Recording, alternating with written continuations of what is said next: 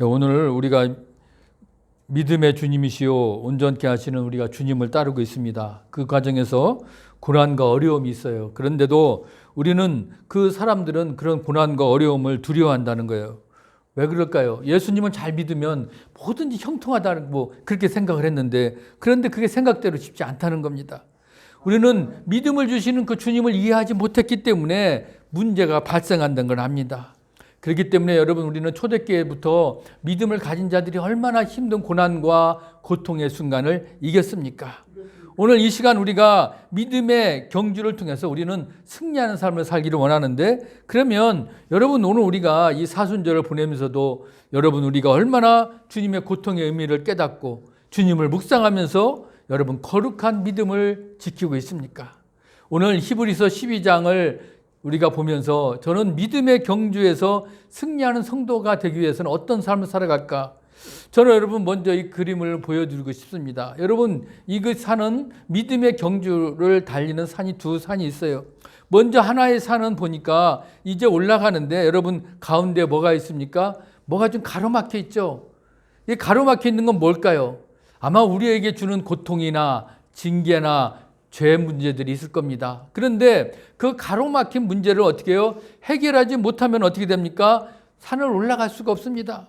그런데 우리가 그 가로막힌 그런 주님이 우리에게 주신 징계라든가 고통이라든가 죄를 극복하면 어떻게 돼요? 우리는 산을 향해서 올라갈 수가 있습니다. 어떻게 올라갈 수 있습니까? 바로 주님을 바라보면서 이제 우리는 올라갈 수가 있는 것입니다. 그렇다면 이제 오늘 우리는 이제 히브리서 기자가 이 믿음의 경주에서 지나실 때 인내로 감당하셨다는 것을 우리가 먼저 기억하기를 원합니다. 그래서 우리가 믿음의 경주에서 이기기 위해서는 먼저 어떻게 해요? 예수님이 믿음의 경주에서 십자가를 지나실 때 바로 인내로 감당하셨다는 겁니다. 어떻게 감당하셨습니까? 늘 십자가 다음에 오는 누구요? 바로 기쁨을 바라보면서 감당하셨다는 겁니다. 앞으로의 영광을 위해서 모든 부끄러움을 개의치 않고 이기셨어요. 결국 하나님은 어디요? 보좌 우편에 앉아 계셨다는, 그게 오늘 우리 본문의 1절 2절에 있는 말씀이었습니다. 여러분, 우리가 이제 어떻게 해요? 인내에서 우리 앞에 당한 경주를 어떻게 해요? 우리는 믿음의 주여 온전하게 계신 예수를 바라보자는 겁니다. 그랬을 때 어떻게 해요? 그 앞에 있는 기쁨을 위해서 다 모든 걸 이기고 이길 수가 있다는 겁니다. 여러분, 그렇기 때문에 오늘 우리는 이제 하늘의 부르심을 받은 거룩한 형제들이 우리가 믿는 도리의 사도이시고 대제사장이신 예수를 깊이 생각하라는 말씀을 우리가 다시 한번 생각하면서, 주님이 뒤에 오는 그 기쁨이 여러분 있는데 어떤 고통과 징계도 우리는 인내할 수가 있는 것입니다. 그리고 믿음의 경주는 어떻습니까? 바로 피곤하고 낙심하게 되는 경주라고 오늘 말씀하고 있습니다. 아니, 고통 너머에는 기쁨이 우리에게 있는데 그 달리는 경주는 어떻다고요? 피곤하다는 겁니다. 그리고 어떻게 해요? 낙심하게 될 때가 있다는 겁니다. 그러면 우리가 경주할 때 낙심과 피곤이 바로 어디에서 오겠습니까? 바로 그것은 죄인들로부터 온다는 겁니다. 오늘 예수님 역시 바리새인들과 서기관들을 중심으로 한 모든 이스라엘 백성들, 로마 군사들에 의해서 온갖 수치와 대적하는 일을 당했습니다. 아마 예수님께서도 그러한 수치를 개의치 아니하셨다는 것을 오늘 우리가 말씀하고 있잖아요. 부끄러움을 개의치 아니하시더니 그랬잖아요. 여러분, 그래가지고 어떻다고요? 이제 너희들을 죄인들이 이같이 자기에게 거역한 일을 참으신 일을 생각하라 그랬습니다. 결국 우리가 피곤하고 낙심하게 하는 건 뭘까요? 바로 우리 이 죄 문제입니다. 이 죄인들이라는 겁니다. 그렇기 때문에 여러분, 우리 믿음의 경주자들을 얽매하게 하는 이런 죄와 우리는 싸우는 겁니다. 거기에서 우리가 이겨야 됩니다. 만약에 죄 문제 때문에 우리가 무너지게 되면 결코 우리는 그 앞을 달려나갈 수가 없다는 것을 우리가 알 수가 있습니다. 그렇기 때문에 이제 우리는 믿음의 경주를 달리는 자에게 가장 중요한 것이 무엇이겠습니까? 바로 우리는 안일한 그런 자세를 가지지 않고 어떻게 해요? 믿음의 경주의 승리자가 되려면 이 죄의 문제를 해결해야 됩니다. 그래서 잠언 3장 11절 12절에 오늘 뭐라고 그랬습니까? 내 아들아, 여호와의 징계를 경히 여기지 말고 그 꾸지람을 싫어하지 말라. 대저 여호와께서 그 사랑하시는 자를 징계하시기를 마치 아비가 그 기뻐하는 아들을 징계하신 것 같이 하느니라. 이는 잠언 3장 11절에 나온 말씀인데, 이 말씀은 오늘 우리 본문에 어디에서요? 바로 5절 6절에 이렇게 표현하고 있잖아요. 내 아들아, 주의 징계하심을 경력이지 말며 그에게 꾸지람을 받을 때 낙심하지 말라. 주께서 그 사랑하시는 자를 징계하시고 그가 받아들이시는 아들마다 채찍질하시리라. 여러분, 사랑하는 아들은 어떻게 해요? 그 징계한다는 겁니다. 그렇기 때문에 그거를 우리가 경히 여기지 말라라는 것입니다. 꾸지람을 받을 때도 어떻게 해요? 낙심하지 말아야 돼. 왜? 그거는 사랑하는 아버지가 자기 아들을 위해서 행하는 거예요. 그래서 오늘 8절에 뭐라고 그랬습니까? 만일 징계가 없다면 아버지의 친아들이 아니니라. 오늘 이렇게 얘기했잖아요. 여러분, 사랑하는 아들이 정말 친아들이면 징계를 한다는 거예요. 꾸지람도 할 수 있습니다. 그렇기 때문에 그걸 어떻게 해요? 그냥 낙심하지 말으라는 거예요. 사랑하는 아들이 아니라면 어떻게 해요? 그냥 징계도 안 해요. 꾸지람도 안 해요. 왜? 아니, 네 말대로 네가 네 삶 그냥 알아서 살으라고 그러지. 그 사랑하는 아들이기 때문에 친아들은 징계도 하는 것이고 꾸지람도 한다는 것입니다. 그것은 바로 하나님의 사랑도 마찬가지예요. 하나님이 우리를 사랑하시기 때문에 우리를 징계하신다는 겁니다. 그래서 우리에게 힘들고 꾸지람도 책망도 할 수 있는 거예요. 그럴 때 우리가 그것을 낙심하지 말고, 하나님, 오늘도 나에게 주신 이 징계와 책망을 내가 바로 듣고 내가 오늘도 더 하나님 앞에 나아가겠습니다. 그런 고백을 해야 된다는 겁니다. 그래야 우리가 그 믿음의 경지에서 이길 수가 있어요. 만약에 하나님이 우리에게 아무렇지도 않다면 우리에게 징계도 안 할 겁니다. 꾸지람도 안 해요. 책망도 하지 않을 것입니다. 오늘 그렇기 때문에 여러분, 우리는 분명히 죄의 문제를 피 흘리기까지 우리가 싸워서 이겨야 됩니다. 거기에 넘어져서는 안 된다는 것입니다. 오히려 여러분, 오늘 히브리서 기자는 그렇기 때문에 이 하나님의 징계를 받는 상태가 쉽지 않은 상태예요. 오늘 어떻게 피곤하고 있습니까? 12절에서 보니까 피곤한 손과 연약한 무릎을 일으켜 세우고 그랬어요. 피곤하다는 건 뭡니까? 무능하다는 겁니다. 모든 걸 포기하고 낙심한 상태예요. 그 다음에 연약한 것은 무엇을 얘기할까요? 그야말로 몸이 마비가 됐다는 거예요. 그러면 여러분, 여기서 표현한 피곤한 손과 연약한 무릎이라는 것은 그러면 어떻게 될까요? 걸을 수가 있을까요? 걸을 수가 없죠. 그냥 한 발자국도 일어설 수가 없고 달릴 수도 없는 그런 힘이 소진된 상태를 오늘 표현하고 있는 겁니다. 그래서 13절에 징계를 받는 상태를 뭐라고 그랬습니까? 다리로 하여금 어그러지지 않고 고침을 받게 하리라. 그야말로 어떻게 해요? 그냥 몸이 후들거리는 상태. 그렇기 때문에 앞으로 한 발자국도 나가지 못하는 그런 상태를 오늘 우리에게 얘기하고 있습니다. 그래서 오늘 우리에게 그렇게 되면 마지막 경주는 어떻게 우리가 이길 수 있을까? 오늘 이 본문을 요약하면 결국 무슨 얘기입니까? 죄와 싸우되 우리는 아직 피 흘리기까지 대항하지 않는 그런 신자들에게는 그들은 하나님의 자녀들이기 때문에 주의 징계가 반드시 있다는 겁니다. 여러분, 우리가 징계를 받을 때 어떻게 되죠? 그러면 감사해야 돼요. 아, 나는 이제 하나님의 아들이구나. 나는 친아들이구나. 그렇게 생각해야 돼요. 여러분, 그런 징계를 받을 때 나는 그 징계에 따라서 내가 다시 고침을 받아서 이제 나는 믿음의 경주로 한 발짝 한 발짝 나가는 사람이다. 그런 감사한 고백이 있어야 된다는 겁니다. 여러분, 친아들이 아닌 사람은 그럼 어떻게 될까요? 하나님이 징계를 줄까요? 징계도 안 줍니다. 책망도 안 합니다. 그런 자들은 어떻게 될까요? 죄 있는 자, 악한 자들은 결국 어떻게 돼요? 마지막 때 심판을 받는다는 겁니다. 그렇지만 우리 믿음의 사람들은 어떻게 해요? 이제 우리는 바로 징계를 받고 책망도 받죠. 그런데 우리는 심판을 받지 않는다는 것입니다. 사랑하는 성도 여러분, 그렇기 때문에 이제 우리는 오늘 하나님의 자녀이기 때문에 우리는 징계를 받는다는 사실을 다시 한번 알고 낙심하지 말아야 될 것입니다.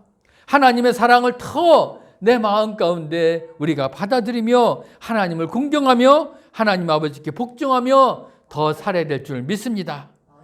현대시대는 징계라는 단어에 대해서 심한 알레르기를 보이기도 합니다. 하지만 징계는 어린이든 학생이든 어른이든 모두에게 다 필요하다는 거예요.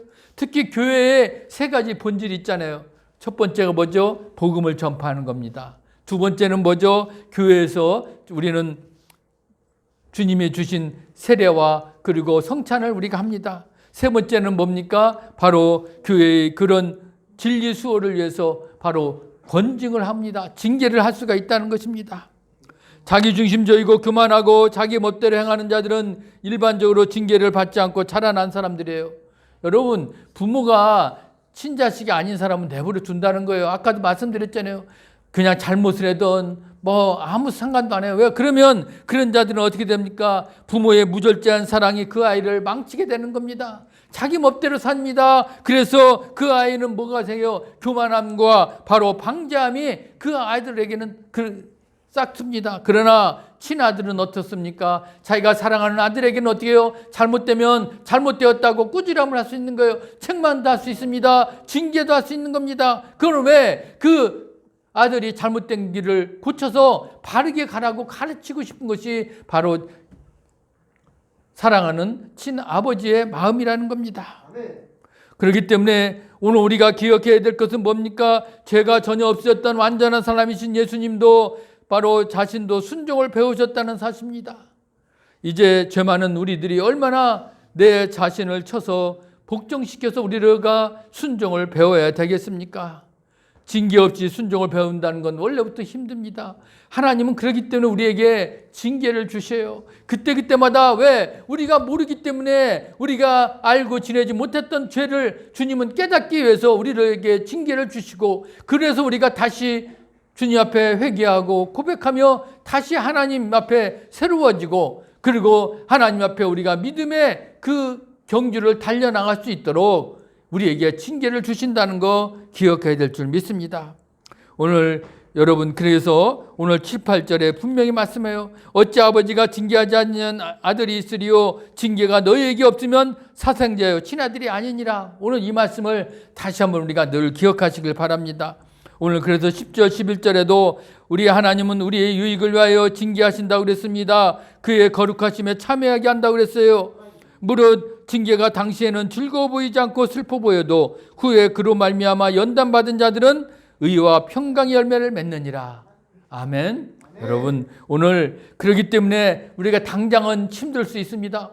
왜 나에게 이런 징계를 주시나? 왜 나에게 이런 고난을 주시나? 여러분, 그럴 수 있지만, 그러나 우리가 연단받은 자들은 뭐라고요? 의와 평강의 열매를 맺느니라.